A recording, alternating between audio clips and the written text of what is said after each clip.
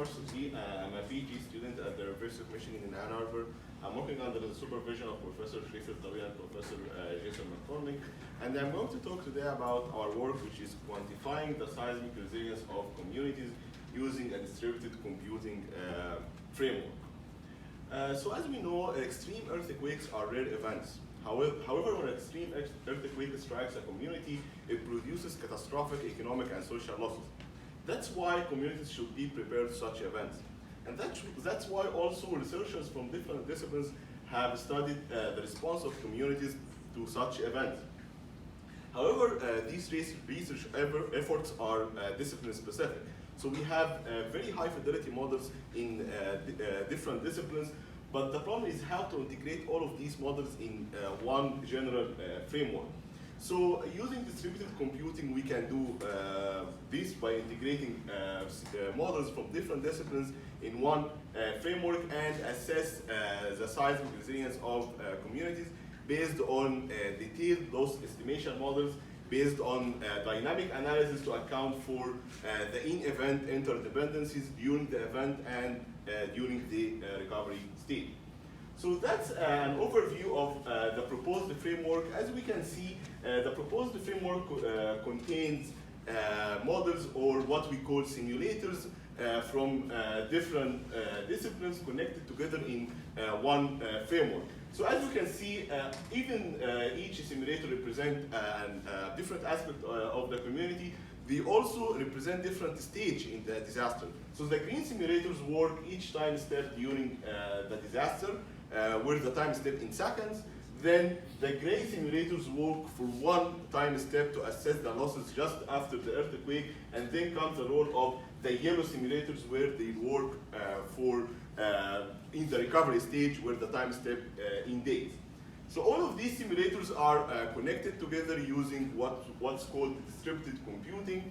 So distributed computing allows us to do two things. The first things come from its name, which is distributing the computational cost of these models on different machines. So these models can run on the same machine, or can run on different machines where are they connected using Wi-Fi. The other advantage that distributed computing allows us is the modularity of the framework. So basically, each simulator is a black box that takes input from other simulators in the framework and provide the output to the other simulators in the framework. So increasing the fidelity of any simulator is an easy task by just plugging out this simulator and plugging in the higher fidelity one. And also extending this framework to add another feature or another aspect in the community is an easy task by adding the relevant simulator and plugging it into the framework. So the distributed computing platform we are using in this framework is called SRTI, or Simple Runtime Infrastructure. So it's a tool that is designed and developed in our group at the University of Michigan. And basically the SRTI server takes the message, which is the output of the simulator, and then forward it to the other simulators that are subscribed to this message as an input.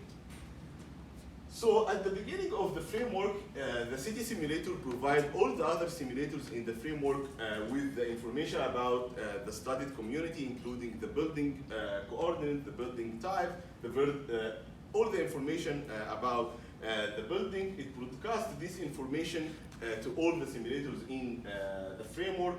Then the ground motion simulator takes the ground motion history as an input, and using the appropriate attenuation relationship, it propagates this ground motion horizontally and vertically to have the ground motion history at each building in the community. Then, using the ground motion parameters at each building, the structure analysis simulator evaluates the structure response, and the structure analysis simulator can be as simple as a fragility curve of each building, or as detailed as a finite element model due to the modularity of the framework. Then using the structure response from the structure analysis simulator, the building damage and component damage states are evaluated. So we are using the FEMA P58 tool here to evaluate the damage state of each component in each building in the community. So the FEMA P58 provides a set of different fragility curves for different components structural and non-structural components. Then, using the damage states of the buildings and the components, we evaluate the losses. So the FEMA B58 expresses the losses of each component in terms of 4 things: the repair cost, the repair time, which is the downtime, the unsafe placard status of the building, and the casualties. The casualties are defined as injuries and fatalities in the FEMA B58. So as we saw from the previous slide, each of these losses has a different simulator. So increasing the fidelity of the assessment of any of the losses is an easy task by just upgrading or updating these simulators.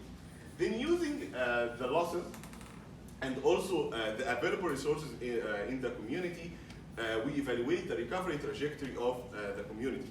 And we differentiate between 2 recovery efforts. The first effort is the physical recovery of the community, which means the returning back from the physical damage of the buildings to the full functionality state before the earthquake, and the social recovery effort, which is returning back from the injuries to the normal health. And as we can see, there is an interdependency between the social and the physical recovery, because the recovery of the hospitals will affect the social recovery of the injuries. And because we are using the dynamic analysis or time stepping, we step through each time step during the recovery, so we can include this interdependence using straightforward tasks.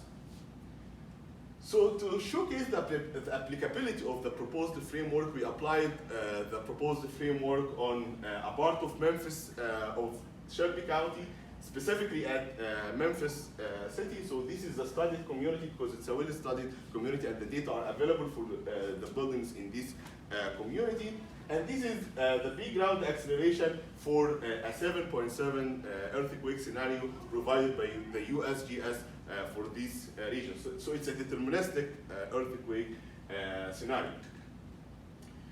So because all the losses are evaluated probabilistically, so the proposed framework works in a Monte Carlo simulation scheme.